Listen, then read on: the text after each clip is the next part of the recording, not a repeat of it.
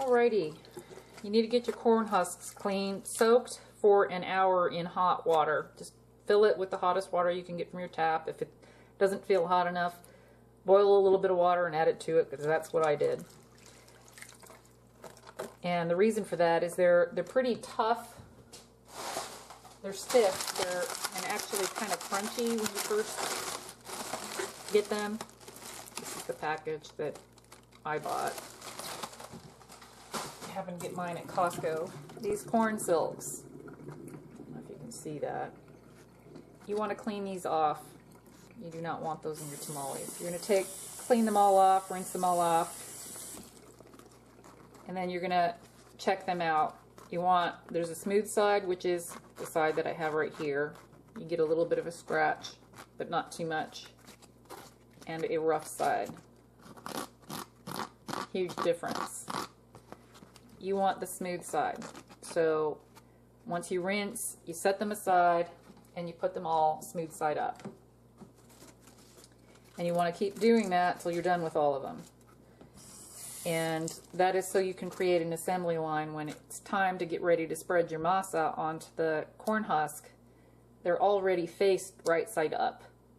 You don't have to think about it. You don't have to scratch every single one. It's ready to go. You want your assembly line to go as fast as possible. Hi, I am going to prepare the masa for green chili and cheese tamales. I'm going to use a half a cup of lard. That's the brand that I use. A cup of butter. 2.5 pounds of unprepared masa. This is the brand that I'm using. It comes in a 5-pound bag. Just separate it. 1 cup of cottage cheese. This happens to be low fat. It doesn't really matter. A 15-ounce can of cream-style sweet corn. And 1 tablespoon of salt. The first thing we're going to do is put the butter and the lard into the KitchenAid mixer and mix it up and whip it till it's fluffy, and then add the salt. So let me get that ready and prepare the next video. Alright, there is a half a cup of butter and a half a cup of lard in my KitchenAid mixer, and we're going to get it started and whip it till it's fluffy. They started at room temperature.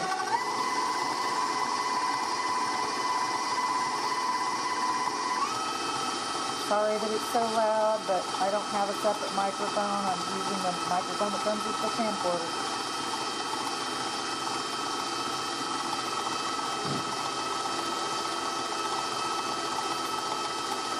I'm going to add the 1 tablespoon of salt.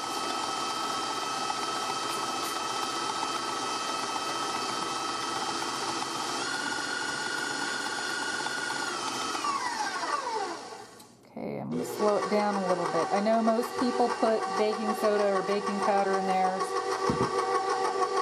The recipe that I got, that I learned, it doesn't use that. So I'm going to start adding small hunks of the masa. Try to bring that close to room temperature. I'll pull it out of the fridge 30 minutes to an hour before you're actually going to use it. You don't want it to be freezing cold, or it's going to plump up the butter and the lard.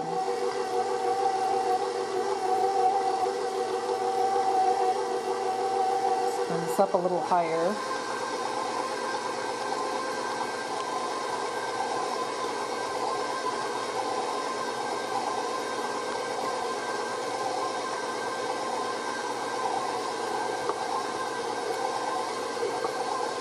When it starts getting a little too thick,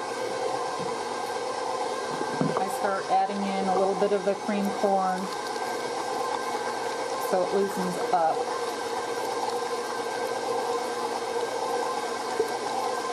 Finish adding that corn.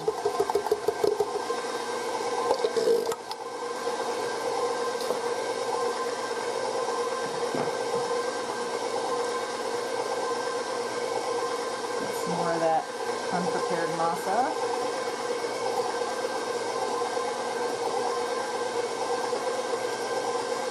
I use the KitchenAid mixer just because it makes it so much easier. My family I learned to do it by hand. It's just really more work than is necessary. I have the KitchenAid mixer, I'm using it.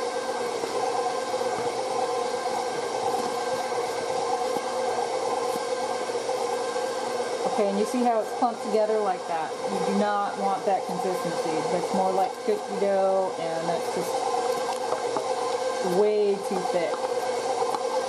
Add that cottage cheese.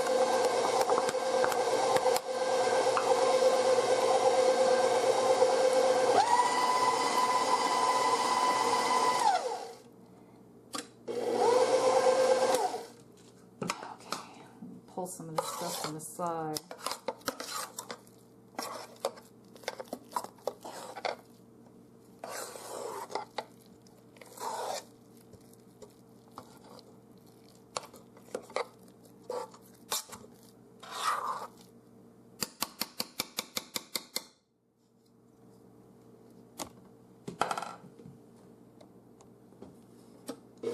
Mix it up a little bit more.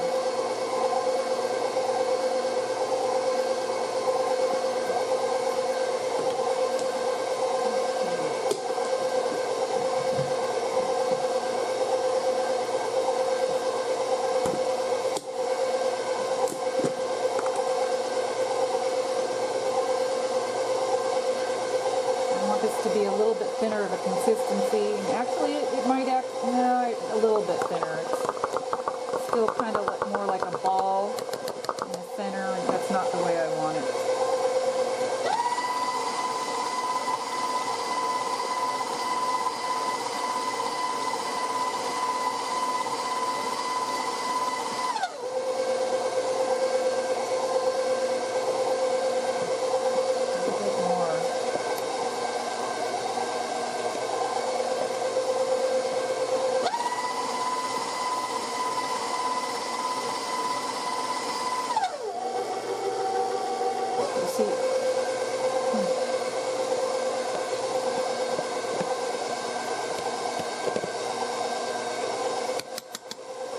This was not a super fresh batch of masa. The first one I've had it a few days now, so I'm assuming it dried up a little bit.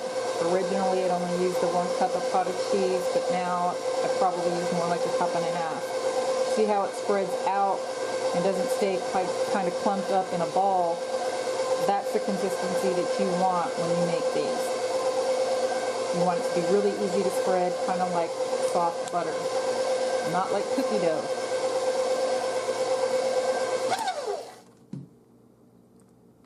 Okay, let me lower this.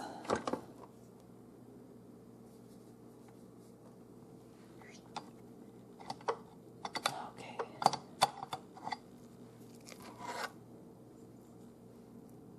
Okay. So you can see it's pretty soft. It spreads quite easy. And that's what you want. You want soft, moist masa to make your tamales, or they end up dry and, well, flavorless actually. When it's thick, more like cookie dough, you don't want to add more lard and more fat or butter. You want to add more of the stuff that adds the flavor. So you could have either done the cream corn or the cottage cheese. The cottage cheese just happened to be handy for me, so pick whichever one you want. And that's it for the masa, and we're going to get ready to start spreading. All right, we're getting ready to spread the tamales onto the corn husks, and this is what you need. These are Hatch whole green chilies. It's a 1 pound 11 ounce can. I use mild. I want it to where everybody and anybody can eat my tamales. What I do is I do not put a whole one in there. I split them down the center, or I split them into 3 depending on how big the chili is. This membrane here on the inside, having issues. You want to take that out. especially if you don't get mild. If you leave the seeds and this membrane are what hold the heat to me. This is the meat of the chili, and it's really just flavor. It's yum. I do keep mine in the juice that it comes from the can, and I make sure mine are still wet when I put them on my tamale. Well, you'll see.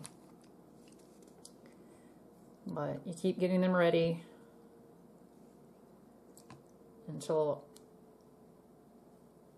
you want to have this already done when you're getting ready to put them together, but I did want to show you part of the process.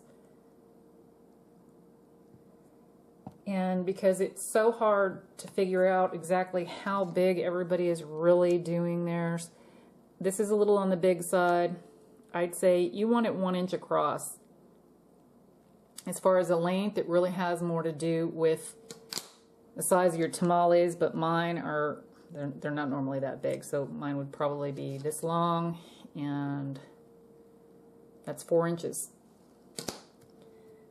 to give you an idea.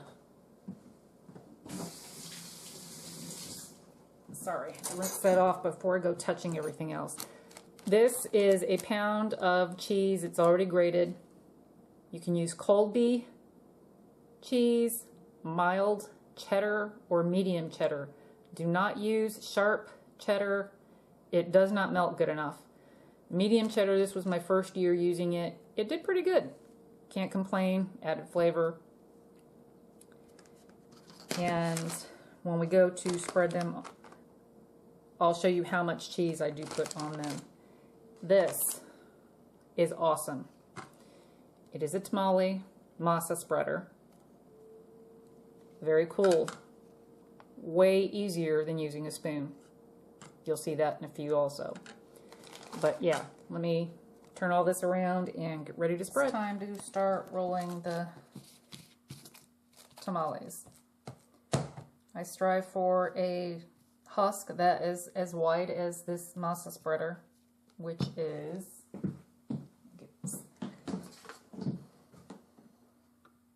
5.5 inches. I grab 1/3 to 1/2. I don't know if you can see this. I grab 1/3 to 1/2 cup of masa. If you grab more, it doesn't matter. You start 1/3 of the way down and spread down. There are grooves here. Hopefully you can see them well on both sides, which prevents you from pressing too hard. I suppose if you put too much pressure, it won't work so great. And it might take a few times of getting your groove down.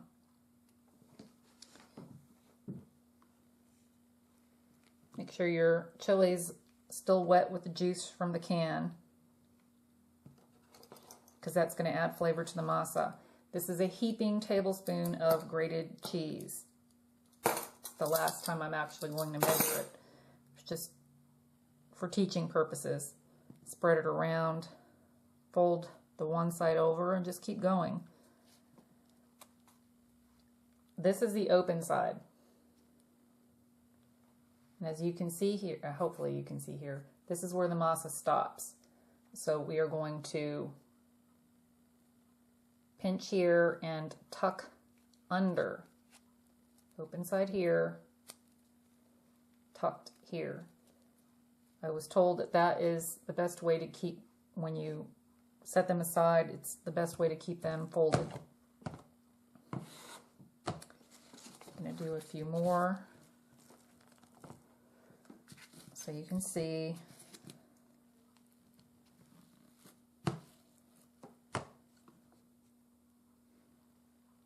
And the chili, it doesn't matter if you add it to the left or the right, it makes no difference. It's all going to fold the same.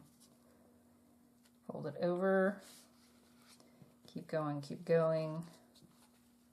This is the open side. Fold under. And this excess right here, I just wipe it up and Stick it back in the bowl of masa.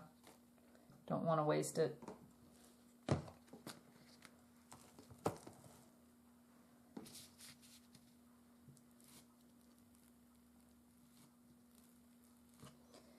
Oh, and I didn't even show. That's about 5.5 inches. So it's 5.5 inches by 5.5 inches that I'm spreading this masa on average. And the only reason I'm giving these measurements is because when I go to learn something, I want specifics, especially if I've never done it before and I'm not right there, and it's not like I get to ask questions when I watch videos to learn something on YouTube. Throw in your cheese, roll, roll, roll. This is the open side. Just tuck and store, and you can just pile them up as much as you want. What I do is I get to where I have 6 of them. These are waxed deli paper. Got those from Costco too. Put it in the diamond shape. Add your tamale in the center. Bring up the bottom, tuck the side, flip it over, tuck the side, flip it over, and roll. I spread 6, wrap them in the wax paper, and put them in a Ziploc and set them aside because I make them by myself. When you put them in the Ziploc, this is the open side of the tamale. This is where you can still see the masa. This is the tucked under end. You want the open side to be up. So when you go to steam your tamales and it's time to put them in the pan, you don't have to think about it. You pull them out, you stick them in the pan on top of on a steamer insert. It just makes it easy. And then I put everything on a cookie sheet and stick them in the freezer to dry. When you store them, unless you're going to eat them now, I would suggest that you freeze them